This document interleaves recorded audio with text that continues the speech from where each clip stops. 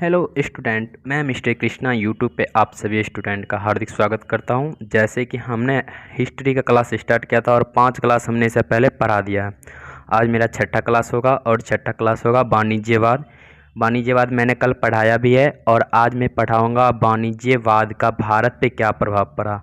यानी कि 1757 से 1813 ईस्वी में वाणिज्यवाद जो था इसका भारत पे क्या प्रभाव पड़ा और भारत पे इकोनॉमी, सोसाइटी, एडमिनिस्ट्रेशन इस सब पे कैसा प्रभाव पड़ा और क्या पड़ा, एक एक करके हम सबको देखेंगे। तो चलिए आज के हम अपने मोटिवेशन पॉइंट की ओर बढ़ते हैं और उसके बाद हम क्लास स्टार्ट करेंगे। वैसे आपको स्क्रीन पे दिख रहा होगा मेरा मोटिवेशन पॉइंट आज लगा हुआ है। वक्त आपका है, चाहो तो सोना बना लो, चाहो तो सोने में गुजार दो। मैं आपको रोज़ एक मोटिवेशन पॉइंट बताता हूँ, इसलिए कि आप लोग कुछ मोटिवेट हो जाइएगा और क्लास अच्छा से कीजिएगा। तो चलिए ठीक है, मोटिवेशन पॉइंट पढ़ लिए तो चलिए अपने क्लास की ओर चलते हैं। कल हमने पढ़ा दिया था, वाणिज्यवाद पढ़ाया था। आज हमको पढ़ना है वाणिज्यवाद का भारत पे प्रभाव।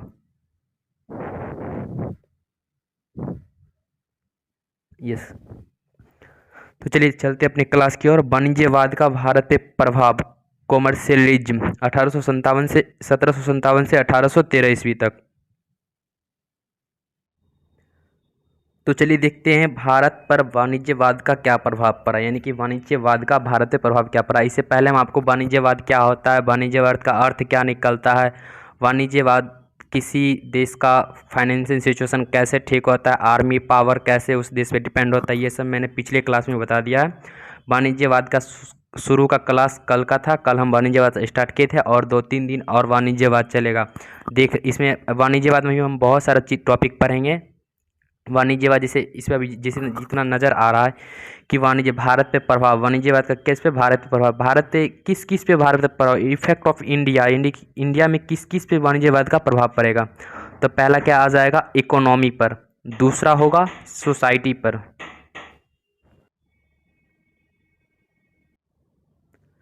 तो चलिए फिर से एक बार देख लेते हैं। भारत पे प्रभाव देखना था, ठीक है।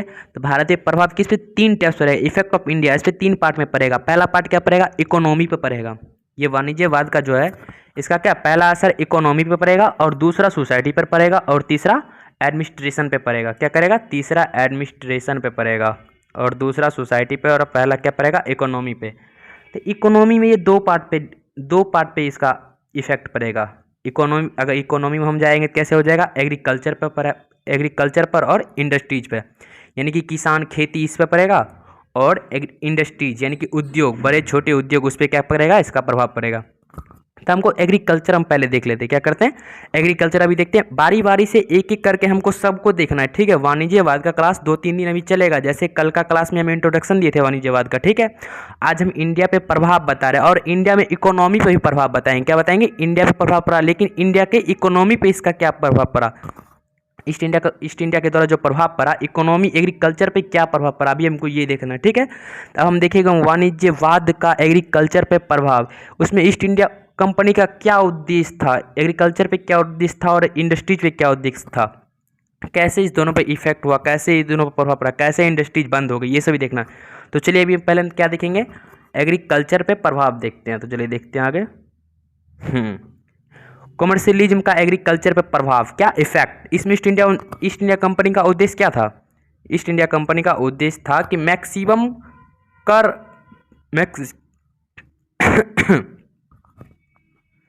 मैक्सिमम राजस्व एकत्र करना। क्या था इसमें ईस्ट इंडिया कंपनी का उद्देश्य, क्या था, मैक्सिमम राजस्व एकत्र करना, मैक्सिमम रेवेन्यू कलेक्शन। अब ये ईस्ट इंडिया ऐसा कुछ करेगा जिसके द्वारा कि इंडिया में जो एग्रीकल्चर है ना उससे क्या ये अधिक से अधिक क्या रिवेन्यू कलेक्शन कर सके, रिवेन्यू कलेक्ट कर सके, कर ले सके, राजस्व ले सके।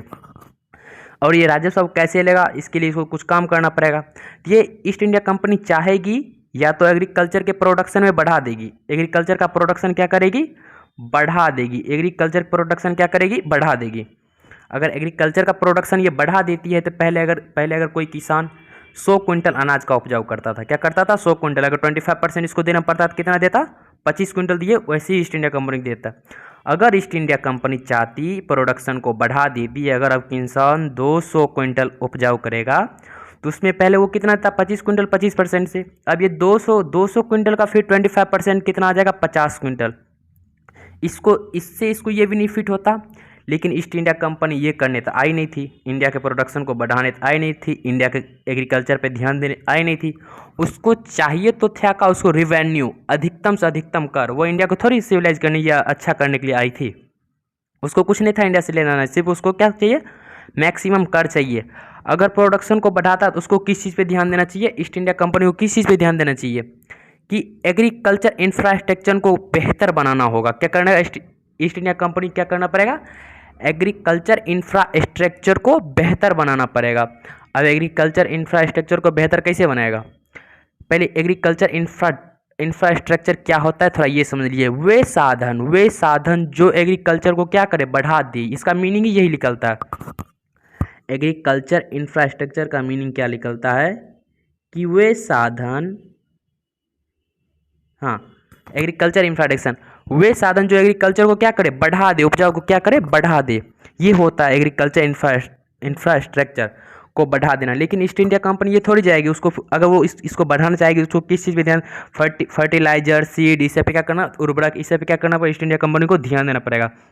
लेकिन ऐसा थोड़ी था, अगर ईस्ट इंडिया कंपनी चाहती कि एग्रीकल्चर इंफ्रास्ट्रक्चर में को बढ़ाना, बेहतर बनाना, तो उसको क्या, हर किसान के पास अच्छा बीज जाए, नहरें बिछा दे, पानी का सुविधा अच्छा होने लगे, ये क्या करेगा, इसके कारण प्रोडक्शन में वृद्धि हो सकता था। लेकिन ईस्ट इंडिया कंपनी ये काम यहाँ करने आई नहीं थी, उसको क्या करना था, उसको रिवेन्यू, अधिक से अधिक क्या चाहिए था, रिवेन्यू चाहिए था। तो ये वो करेगा नहीं, ईस्ट इंडिया कंपनी इस पर क्या करेगा, ध्यान नहीं देगा। आप इसका स्क्रीनशॉट ले सकते हैं, या उससे आपको पीडीएफ बोले थे स्टूडेंट, कभी तक नहीं भेजा है, कोई भेजेगा तो हम पीडीएफ डाल देंगे, नहीं तो आप अपना नोट्स खुद से बना सकते हैं। आपको हम एक ही बात बोलेंगे कि अपना बनाया हुआ नोट्स ही आपको ज़्यादा समझ में आएगा, दूसरे का बनाया हुआ नोट्स आपको समझ में नहीं आएगा। इसलिए आपको जो इंपॉर्टेंट इसमें लगे उसका नोट्स बनाइए, अन्यथा आप स्क्रीनशॉट भी ले सकते हैं, यूट्यूब पे स्क्रीनशॉट होता है, ठीक है। तो चलिए अब इसका सेकेंड मेथड देखते हैं, क्या देखते हैं इसका सेकेंड मेथड, तो क्या है, एग्रीकल्चर पर लगने वाला टैक्स को बढ़ा देगा। अगर ये एग्रीकल्चर प्रोडक्शन को बढ़ा नहीं पाया, इस पर ध्यान नहीं दिया, लेकिन फिर भी इसको क्या चाहिए, रिवेन्यू अधिक से अधिक चाहिए, ये क्या करेगा, एग्रीकल्चर पर लगने वाला टैक्स को ही बढ़ा देगा। क्या करेगा, एग्रीकल्चर पर लगने वाला टैक्स को ही बढ़ा देगा। तो देखिए टैक्स को कैसे बढ़ाएगा, ईस्ट इंडिया कंपनी इस पर फोकस करेगी। क्या करेगी, ईस्ट इंडिया कंपनी इस पर फोकस करेगी। किस पे फोकस करेगी, टैक्स बढ़ाने पे। जब टैक्स बढ़ा देगा, पहले क्या था, 100 क्विंटल था तो उसको किसान को देना पड़ता होगा 25% या कुछ, लेकिन अब प्रोडक्शन उतना ही हो रहा है। क्या, प्रोडक्शन उतना ही हो रहा है, लेकिन अब क्या करेगा, टैक्स बढ़ा देगा। टैक्स बढ़ा देगा, टैक्स बढ़ाने से क्या होगा, ईस्ट इंडिया कंपनी टैक्स बढ़ाने पे फोकस करेगी और क्या करेगी, किसानों पे टैक्स बढ़ा देगा। किसान पे टैक्स बढ़ाएगा तो किसान का शोषण क्या होने लगेगा, बढ़ने लगेगा। किसान फिर अपने, यानी कि जो उसका था उससे भी ज़्यादा क्या कर, टैक्स बढ़ा दिया, तो किसानों का शोषण होने लगेगा। और जब किसान का शोषण होगा तो रिवॉल्ट होगा, ये तो वाजिब है ना। तब जब किसानों का शोषण होने लगा तो 1857 में क्या होने लगा, विद्रोह होने लगा। 1857 में क्या हो गया, विद्रोह हो गया, किसान विद्रोह। यही किस कारण किसान विद्रोह हुआ, क्योंकि किसानों का क्या होने लगा, शोषण होने लगा। जब किसी का शोषण करेंगे तो वो तो विद्रोह करेगा ही। तो ये दोनों आप पार्ट समझ गए होंगे। एग्रीकल्चर पे क्या प्रभाव पड़ा, एग्रीकल्चर पे यही प्रभाव पड़ा कि ईस्ट इंडिया कंपनी को चाहिए क्या था, मैक्सिमम कर, जिसके कारण ये प्रोडक्शन को बढ़ा सकता था, लेकिन ये ऐसा किया नहीं, इस पर ध्यान दिया नहीं। क्या क्या, इस पर ध्यान दिया नहीं, क्योंकि ये ईस्ट इंडिया कंपनी यहाँ प्रोडक्शन बढ़ाने नहीं आई थी, इसको सिर्फ मैक्सिमम कर चाहिए। इसके लिए क्या करेगा, ये किसानों पे क्या करेगा, टैक्स ही बढ़ा देगा। टैक्स बढ़ाएगा, इस पर फोकस करेगा, किसानों को क्या होने लगेगा, शोषण होगा। जब किसान का शोषण होगा तो रिवॉल्ट होगा। तो आगे अब देखते हैं वाणिज्यवाद का इंडस्ट्रीज पे क्या प्रभाव पड़ेगा। एग्रीकल्चर पर प्रभाव समझ गए होंगे, इसके स्क्रीनशॉट ले लीजिए। नेक्स्ट देखते हैं इंडस्ट्रीज पे क्या प्रभाव पड़ा। नेक्स्ट, हाँ, कमर्शियलिज्म का इंडस्ट्रीज पे प्रभाव, इंडस्ट्रीज यानी कि उद्योग पे प्रभाव। अब उद्योग पे इसका क्या प्रभाव पड़ा, तो देखिए उद्योग पे भी दो टाइप्स हम देखते हैं, एक होता है अर्बन इंडस्ट्रीज, एक होता है रूरल इंडस्ट्रीज, यानी कि गांव शहर दोनों में उद्योग होते हैं। तो शहरी उद्योग को क्या बोलते हैं, अर्बन इंडस्ट्रीज, लिखे हुए हैं। शहरी उद्योग को क्या बोलते हैं, अर्बन इंडस्ट्रीज, और गांव में जो उद्योग होते हैं उसको क्या बोलते हैं, रूरल इंडस्ट्रीज। अब ये मुगल डायनेस्टी के ही, जब ये अर्बन इंडस्ट्रीज था, इसमें ईस्ट इंडिया कंपनी क्या कर दिया, मुगल डायनेस्टी का क्या कर दिया, पतन कर दिया। पहले शहरी सामान का जब उत्पादन होता था तो पहले के राजा महाराजा लोग क्या करते थे कि अलग टाइप के ही जूता पहनती थी। बेगम जो उसकी होती थी वो जूता पहनती थी, सर पे पगड़ी टाइप के लेते थे, त्रिशूल यानी कि तलवार धारण करते थे, वस्त्र भी अजीब अजीब टाइप के पहनते थे। तो लेकिन जब मुगल डायनेस्टी का पतन हो गया तो वो क्या हो गया, उसका सामान अब अर्बन इंडस्ट्रीज का सामान कौन लेगा, शहरी इंडस्ट्रीज का सामान कौन लेगा। तो इसके बाद क्या होगा, शहरों में रहने वाले ट्रेडिशनल एलिट क्लास समाप्त। अगर ट्रेडिशनल एलिट क्लास थे कौन, तो जब जब महाराजा जब उसकी रानी पटरानी जब समाप्त हो गई, जब राजा ही समाप्त हो गया तो उसका सामंत, उसका प्रजा, उसका मंत्री, वो सब भी क्या हो जाएगा, समाप्त हो जाएगा। ये एलिट, शहरों में रहने वाला एलिट, ट्रेडिशनल एलिट क्लास कौन थे, वही थे सामंत, राजा का मंत्री, वही सब थे एलिट क्लास। जब राजा ही खत्म हो गया तो उसका मंत्री भी क्या हो जाएगा, खत्म हो जाएगा, जिसके कारण शहरी सामान का उपयोग तो होगा नहीं। और फिर अर्बन इंडस्ट्रीज के सामान की डिमांड क्या हो जाएगी, कम हो जाएगी। यहाँ समझिए, अर्बन इंडस्ट्रीज का सामान का डिमांड काहे कम हुआ। पहला था कि मुगल डायनेस्टी का पतन होना, क्या था, अगर राजा लोग ही नहीं हैं तो उसके सामान का यूज़ करेगा कौन। और दूसरा क्या था, शहरों में रहने वाला ट्रेडिशनल एलिट क्लास की समाप्ति, यानी कि पहले जो शहर में रहते थे सामंत, ये लोग जो रहते थे, ये सब क्या करते थे, शहरी अर्बन इंडस्ट्रीज का सामान का उपयोग करते थे, क्या करते थे, उपयोग करते थे। लेकिन जब इस क्लास का समाप्ति हो गया तो शहरी उद्योग का सामान का क्या होने लगा, उपयोग नहीं होने लगा। तो उसके कारण इससे क्या निकलता है, तो अर्बन इंडस्ट्रीज के सामान की क्या होगी, डिमांड क्या होने लगेगी, कम होने लगेगी। अर्बन इंडस्ट्रीज के सामान की डिमांड कम होगी। और उसके बाद अब क्या आएगा, न्यू एलिट क्लास आएगा।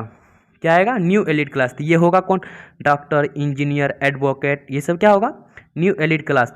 तो ये सब शहरी उद्योग का सामान का यूज नहीं करेगी, ये विदेशी सामान का यूज करेगी। क्या करेगी, विदेश से आने वाले सामान का यूज करेगी। पहले के महाराजा लोग जूती पहनते थे, अब ये क्या करे, बोलेगा बाटा का जूता पहनो। पहले इत्र लगाते थे, लेकिन अब बोलेगा क्या, परफ्यूम लगाओ। तो ये सब क्या करेंगे, शहरी सामान का उपयोग करेंगे। New elite class, doctor, engineer, advocate, ये सब क्या थे, न्यू एलिट क्लास थे। तो ये सब करेंगे क्या, विदेशी सामान का यूज करेंगे, जिसके कारण क्या होगा, अर्बन इंडस्ट्रीज क्लोज हो जाएगा। जब उसका सामान ही नहीं बिकेगा तो वो क्या हो जाएगा, बंद हो जाएगा। तो अर्बन इंडस्ट्रीज क्या हो गया, क्लोज हो गया। अब उसके बाद गांव में रूरल इंडस्ट्रीज, जो गांव में लगे हुए थे उद्योग, उसमें तो ये रूरल इंडस्ट्रीज के जो सामान था ना, इन यूरोप में इसका बहुत मांग था। क्या था, यूरोप में इसका बहुत मांग था। यूरोप में इंडिया से आने वाले हैंडीक्राफ्ट गुड्स की डिमांड क्या थी, अधिक थी। इंडिया से, यानी कि यूरोप में इंडिया से आने वाले हैंडीक्राफ्ट, यानी कि हाथ से दस्तकार, हाथ से बनाने वाले वस्तु,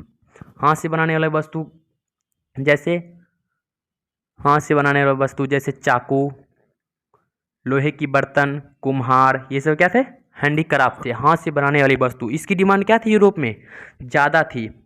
ईस्ट इंडिया कंपनी ने रूरल इंडस्ट्रीज से ददनी सिस्टम पे सामान खरीदना स्टार्ट कर दिया। अब देखिए ये ददनी सिस्टम क्या होता है। ददनी सिस्टम होता है कि इसमें एक ना एडवांस पेमेंट दे के लागत से, ये जितना उसका लागत है, लागत से भी कम मूल्य पे सामान खरीदना। अगर मानिए कोई सामान की कीमत कितनी है, 10,000 रुपये है, तो ईस्ट इंडिया कंपनी क्या बोलेगा उसको कि ये सामान कितने की है, तो बोलेगा कि 10,000 का। बोलेगा ये हमें 6,000 में दो, वो बोलेगा नहीं, बोलेगा लो 4,000 रुपया एडवांस देगा, बोलेगा ये सामान हमको बना के दो। क्या, ये सामान बना के दो, और लागत से भी कम मूल्य में वो सामान क्या करने खरीदने लगता था।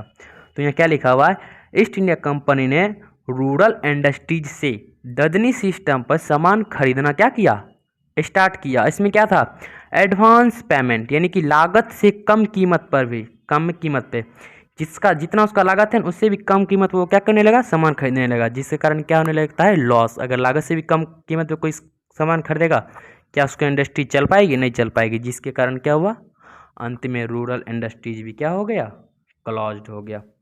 अब अर्बन इंडस्ट्रीज से जो एम्प्लॉयड बचे थे, अनएम्प्लॉयड यानी कि बेरोजगार, ये इंडस्ट्रीज बंद हुआ थी, इंडस्ट्रीज में काम करने वाले तो बेरोजगार हो गए होंगे।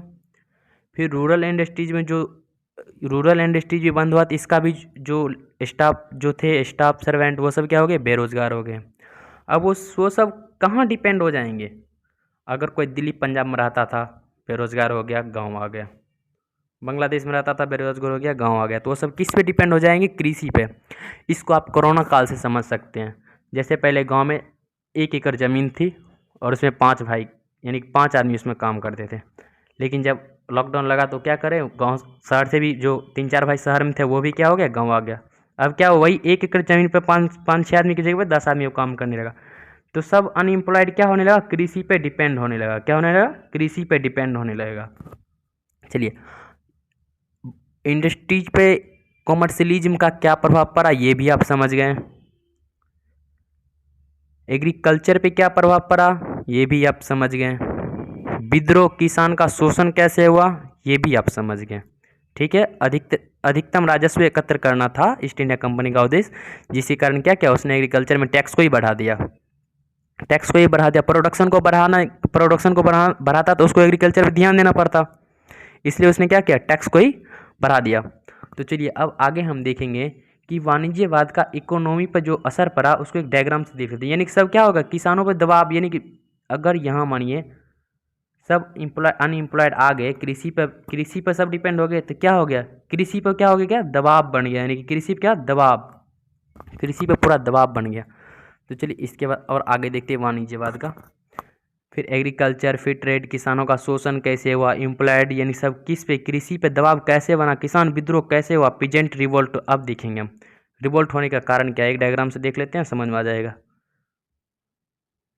यस, कॉमर्शियलिज्म, इकोनॉमी पे प्रभाव, शॉर्ट डायग्राम है, ठीक है। एग्रीकल्चर पे क्या प्रभाव पड़ा वो हम आपको बताएं। एग्रीकल्चर पे टैक्स क्या किया, टैक्स रेट क्या किया, बढ़ा दिया।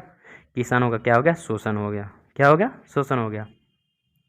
उसके बाद देखिए अर्बन इंडस्ट्रीज, क्या अर्बन इंडस्ट्रीज क्या हो गया, इसका कोई सामान तो यूज करता नहीं था, ये क्या हो गया बेचारा, ये भी स्टडीज क्लोज हो गया। शहरी उद्योग भी क्या हो गया, क्लोज हो गया। तो इसका बेरोजगार भी फिर अनएम्प्लॉयड हो गया, क्या हो गया, बढ़ोतरी हो गया, बेरोजगार की संख्या में क्या हुआ, बढ़ोतरी हुआ। फिर रूरल इंडस्ट्रीज था, ददनी सिस्टम के द्वारा इसमें सामान खरीदना स्टार्ट कर दिया, जिसके कारण बेचारा क्या होगा, रूरल इंडस्ट्री भी क्या हो गया, समाप्त हो गया। तो उसमें भी सब अनएम्प्लॉयड हो गया, जितना उसका सर्वेंट था, जितना स्टाफ था, सब क्या हो गया, अनएम्प्लॉयड हो गया, सब बेरोजगार हो गए। तो जब बेरोजगार हो गए तो सबका क्या होगा, कृषि पे क्या हो जाएगा, दबाव बढ़ जाएगा। सब तो पहले जो भाई जहाँ जहाँ था, लेकिन अब सब क्या, सब बेरोजगार हुए, सब किस पे, गांव आ गए, सबका डिपेंड, सब किसी से डिपेंड हो गए, कृषि पे डिपेंड हो गए, जिसका रिजल्ट क्या निकला, किसान विद्रोह। क्या, किसान विद्रोह, किसानों का शोषण हुआ तो किसान विद्रोह ही ना होगा। तो किसान विद्रोह 1857 में यही से क्या हो गया, रिवॉल्ट हो गया। तो आप ये सब समझ गए होंगे, स्क्रीनशॉट ले लीजिएगा। अब हम थोड़ा सा देखते हैं, बस लास्ट ही होगा टॉपिक आज का, थोड़ा लंबा क्लास नहीं लेंगे। वाणिज्यवाद का सोसाइटी पर प्रभाव देख लेंगे, उसके बाद छोड़ देंगे। उसके बाद देख लेते हैं वाणिज्यवाद का, थोड़ा सा इंपॉर्टेंट है सोसाइटी पे। फिर उसके बाद कल नेक्स्ट देखेंगे, आज सोसाइटी पे देख लेते हैं, फिर उसके बाद कल एडमिनिस्ट्रेशन पे देखेंगे। और एडमिनिस्ट्रेशन में क्या क्या देखेंगे, इंटरनल देखेंगे, एक्सटर्नल देखेंगे, ठीक है। अभी सोसाइटी देख लेते हैं, 2 ख़त्म कर लेते हैं। तो चलिए सोसाइटी देखते हैं। यस, कमर्शियलिज्म का सोसाइटी पर प्रभाव। अब देखिए ये वाणिज्यवाद का सोसाइटी पर क्या प्रभाव पड़ा, इफेक्ट ऑफ सोसाइटी कमर्शियलिज्म से देख लेते हैं। इस फेज में ईस्ट इंडिया कंपनी का उद्देश्य सिर्फ ट्रेड करना था। क्या करना था, सिर्फ ट्रेड करना था। इसलिए इस फेज में east India company Indian society में कोई इंटरफेयर नहीं की। East India company Indian society में इंटरफेयर क्यों नहीं की, क्योंकि उसको इंडियन सोसाइटी के बारे में कुछ पता ही नहीं था। किसी चीज़ में इंटरफेयर करने के लिए उसको पता होना चाहिए ना। अगर हम किसी टीचर को अगर कोई टीचर फिजिक्स, केमिस्ट्री, बायोलॉजी कुछ भी पढ़ा रहा है, जैसे अभी हम हिस्ट्री पढ़ा रहे हैं, कोई स्टूडेंट हमको हिस्ट्री में इंटरफेयर तब डालेगा जब उसको पता होगा कि हिस्ट्री के बारे में क्या पढ़ा है, क्या टॉपिक जरूरी है। अगर वो स्टूडेंट हिस्ट्री खुद नहीं जानता है तो वो क्या करेगा, हमको, मेरे साथ वो इंटरफेयर नहीं कर सकता है, हमको इंटरफेयर वो नहीं कर सकता, क्योंकि किसी भी विषय या वस्तु या किसी भी चीज़ में इंटरफेयर करने के लिए उसमें नॉलेज होनी चाहिए। तो ईस्ट इंडिया कंपनी को तो इंडियन सोसाइटी के बारे में कुछ नॉलेज था ही नहीं। इंडियन सोसाइटी के बारे में कुछ नॉलेज होता तब ना वो इंटरफेयर करता। तो इस फेज में वो क्या करेगा, कुछ नहीं करेगा। इस फेज में वो कुछ नहीं करेगा, सिर्फ ट्रेड करना था। और इसका दूसरा क्या था, देखिए इंडियन सोसाइटी भी इसका कुछ इसलिए east India company Indian society में इंटरफेयर इसलिए नहीं किया क्योंकि इसके इंडियन सोसाइटी के बारे में कुछ पता ही नहीं था। अगर ये कुछ करता तो उल्टा ही रिवॉल्ट उल्टा ही कुछ हो जाता, उल्टा ही हो जाता। जो ये करता है उसका विपरीत ही हो जाता। इसलिए क्या क्या सेकेंड, इस फेज में east India company law and order को बेहतर बनाने व रिवेन्यू कलेक्शन को बेहतर बनाने के लिए Indian society, Indian philosophy, Indian religions और इंडियन रिलीजियंस की स्टडी स्टार्ट करेगी। Indian society Bharatiya Samaj, Indian philosophy और इंडियन रिलीजन जिन भारतीय धर्म को क्या करेगी, वो स्टडी करना स्टार्ट करेगी, तब ना वो इंटरफेयर कर सकती, पहले जानेगी तब ना। तो इसी के लिए इसके लिए ईस्ट इंडिया कंपनी ने निम्न इंडस्ट्रीज इंस्टीट्यूट स्थापित करेगी। इसके लिए क्या करेगी, इसके लिए ईस्ट इंडिया कंपनी निम्नलिखित इंस्टीट्यूट स्टार्ट करेगी। क्या करेगी, इंस्टीट्यूट स्टार्ट करेगी। वो हम लोग के लिए कुछ इंस्टीट्यूट कलकत्ता मदरसा जो है वो हम लोग के लिए नहीं बनाया गया था, या किसी मुस्लिम भाई के लिए, ऐसा नहीं है, मुस्लिम भाई के लिए बनाया गया था। उसमें क्या था, उसका अपना था, यानी कि उसका अपना बेनिफिट था। वो इंडियन सोसाइटी के बारे में क्या करना चाहता था, जानना चाहता था। वो इंडियन सोसाइटी के बारे में जानता तभी ना कुछ कर पाता। और दूसरा नहीं, इसमें पहले देखते हैं उसमें क्या क्या, यानी कि कौन कौन से इंस्टीट्यूट स्थापित किए थे। डाटा भी हम लिखे हुए हैं, डाटा थोड़ा याद रहेगा तो अच्छा है। कलकत्ता मदरसा जिसे ये सब क्वेश्चन कुछ पूछता है, इसलिए याद रहना चाहिए। तो 1780 में क्या किया था, 1780 में कोलकाता मदरसा का स्थापना किया था। क्या किया था, कोलकाता मदरसा का स्थापना किया था। और 1784 में एशियाटिक सोसाइटी ऑफ बंगाल, इसका भी स्थापना किया था।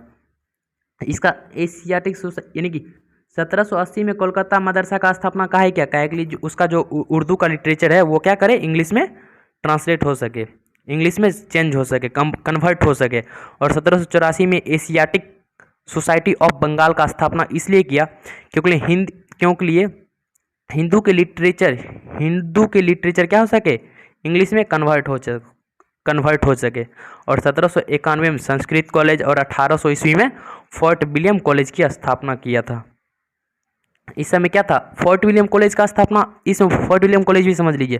फोर्ट विलियम कॉलेज का स्थापना करने का उसका ये उद्देश्य था कि जो इंग्लैंड से आईसीएस ऑफिसर जो आता, इंग्लैंड से जो आईसीएस ऑफिसर आता राज करने के लिए, उसको पहले पता होना चाहिए ना इंडियन सोसाइटी के बारे में। इसलिए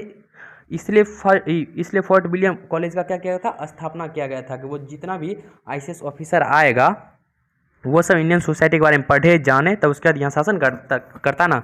जैसे नहीं, छोड़िए, एग्जाम्पल देना अच्छी बात नहीं है, बहुत लेट हो जाता है काम कर। हाँ, तो ये हम देख लिए कॉमर्शियलिज्म का सोसाइटी पर प्रभाव।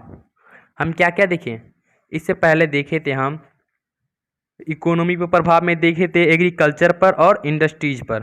फिर उसके बाद क्या क्या सोसाइटी पे देखे, किसान का शोषण कैसे हुआ ये भी देख लिए। तो चलिए इसी सब बातों के साथ आज का क्लास हम क्लोज करते हैं, ठीक है। एक बार फिर से अपना मोटिवेशन पॉइंट देख लेते हैं, आप लोग को याद रहे। वक्त आपका है, बार बार हम कहते हैं वक्त आपका है। 24 घंटा मेरे पास भी है, 24 घंटा आपके पास भी है। जो आईएएस ऑफिसर बन गया उसके पास भी 24 घंटा ही था। इसीलिए वक्त आपका है, चाहो तो सोना बना लो, चाहो तो सोने में गुजार दो। चलिए धन्यवाद, इसी के साथ अपने क्लास को क्लोज करते हैं।